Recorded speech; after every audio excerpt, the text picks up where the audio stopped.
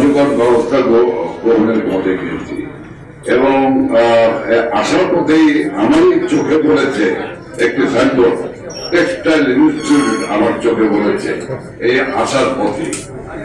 Textile ইনস্টিটিউটটা এখন visit করতে পারবো না, বা টেক্সটাইল ইনস্টিটিউট সম্পর্কে সামগ্রিকভাবে আমাকে ব্রিফ করেছেন।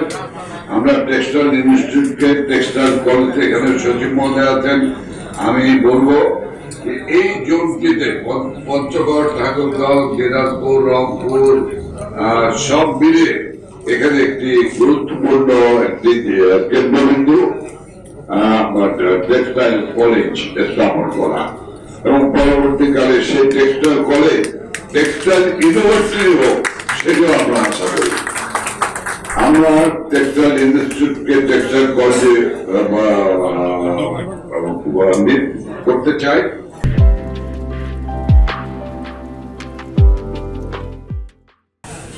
আর এখানে একটি মিল আছে, টেক্সটাইল মিল। এই টেক্সটাইল মিলটি পড়ে আছে, পরিত্যক্ত অবস্থায় পড়ে আছে। আমি এবং সচিব মহোদয় আমরা এই টেক্সটাইল মিলটি দেখতে যাব, দেখে গিয়ে আমরা ব্যবস্থা নেব।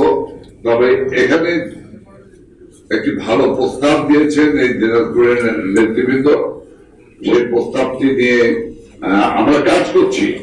আমি সচিব মহোদয় আমরা কাজ করছি, আমরা এগিয়ে যাচ্ছি।